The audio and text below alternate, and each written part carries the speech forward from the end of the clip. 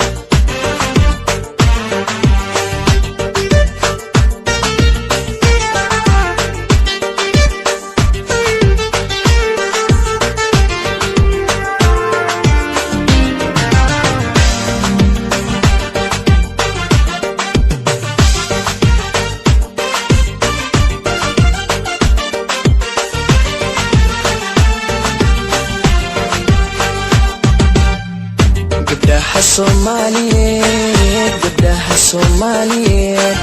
guduudan oo quruxda badan, gabdhiyo waa